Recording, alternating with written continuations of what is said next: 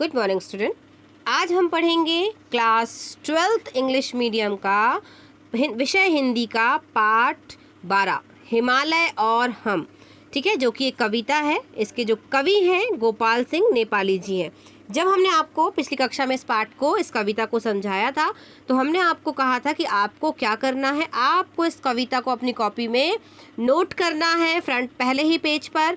दूसरा काम आपको क्या करना है, आपको इस पाठ के शब्द अर्थ को अपनी कॉपी में नोट करना है। और एक चीज़ और क्या कहा था, आपको गोपाल सिंह नेपाली जो कि इस पाठ के कवि हैं, आपको उनका जीवन परिचय लिखना है। ठीक है, इसके बाद आपको अब क्या करना है, जो आज हम प्रश्न उत्तर करेंगे उनको आपको समझना है, सुनना है ध्यान से कि मैम क्या समझा रही हैं, और फिर अपनी कॉपी में नोट डाउन करना है और याद करना है। क्लियर? चलिए, सबसे पहला यहाँ पे जो प्रश्न है हम जिसकी बात कर रहे हैं, तो पहला प्रश्न है आपका, हिमालय को धरती का ताज क्यों कहा गया है?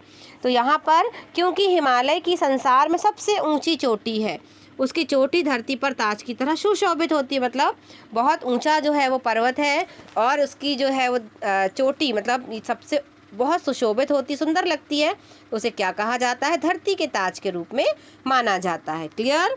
आगे बढ़ते हैं प्रश्न क्रमांक 2 की ओर। कवि ने गंगा जल की क्या विशेषताएं बताई हैं? तो गंगा जल बचपन की भांति पवित्र और निर्मल है। जिस प्रकार एक बच्चे का जो बचपन होता है वो पवित्र और निर्मल होता है, उसी प्रकार गंगा का जल निर्मल और पवित्र है।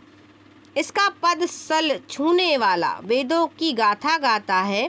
इस पंक्ति से कवि का क्या आशय है? आशय हिमालय पर्वत की तलहटी में वेदों की ऋचाएं रची गईं और उच्चारित हुई हैं। प्रश्न क्रमांक हम दीर्घ उत्तरीय प्रश्न की ओर बढ़ते हैं। कवि ने हिमालय से हमारे कई संबंध बताए हैं, उनमें से किन्हीं 3 का उल्लेख कीजिए। हिमालय पर्वत पर जिस प्रकार प्रभात और संध्या की लालिमा समान होती है, दूसरे शब्दों में हिमालय का सौंदर्य दोनों समय एक समान होता है, उसी प्रकार भारतीय सुख दुख को समान भाव से ग्रहण करते हैं। हिमालय पर्वत की भांति भारतवासी भी अटल, अडिग और अविचल हैं। हिमालय तूफानों से लड़ने में समर्थ है और लड़ने की यह शक्ति प्रत्येक भारतीय के पास है। तो ये हो गया आपका दीर्घ उत्तरीय का पहला प्रश्न। दूसरा प्रश्न क्या है देख लेते हैं। निम्नलिखित पंक्तियों का भाव स्पष्ट कीजिए। जब जब जनता को विपदा दी, तब तब निकले लाखों गांधी, तलवारों से टूटी आंधी। जब भी इसका अर्थ, इसकी जो अर्थ हो जाएगा या हम कहें इसका भाव स्पष्ट क्या होगा, जब भी किसी शासन व्यवस्था ने भारत की जनता पर अन्याय और अत्याचार कर उसे संकट में डाला और उसे दुख दिए, तब ही जनता की विपत्तियों को दूर करने के लिए, दुखों से मुक्ति दिलाने के लिए लाखों सत्याग्रही घर बार की चिंता छोड़कर निकल पड़े। यहाँ पे एक प्रश्न है आपका, भाव पल्लवन कीजिए। अर्थात दी गई पंक्ति, आपको जो एक पंक्ति दी गई है उसका आपको भाव स्पष्ट करना है, उसका अर्थ बताना है कि आप उसके अर्थ को क्या, उस पंक्ति से आप क्या समझ रहे हैं। तो यहाँ पे लिखा है निम्नलिखित पंक्ति सुन लेते हैं। अमर हिमालय धरती पर तो भारतवासी अविनाशी। जिस प्रकार पृथ्वी पर हिमालय पर्वत अमर है, उसी प्रकार भारत में रहने वाले भारतीय भी अमर हैं, शाश्वत है। हिमालय पर्वत कभी नष्ट होने वाला नहीं है। इस तरह भारतीयों का भी कभी नाश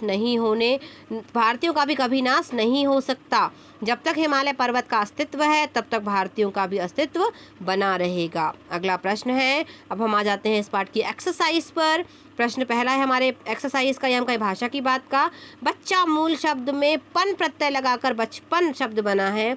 इसी प्रकार पन प्रत्यय लगाकर 3 शब्द बनाइए। तो देखिए यहाँ पे लिखा है बड़ा, है ना, तो बड़कपन। अपना तो अपनापन। लड़का तो लड़कपन।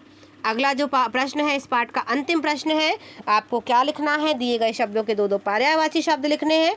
पर्वत, सागर, बादल, पानी। तो आपको क्या करना है, पर्वत का क्या क्या हो जाएगा, पहाड़, भूधर। सागर का समुद्र, जलधि। बादल का मेघ, नीरद। पानी का जल और नील।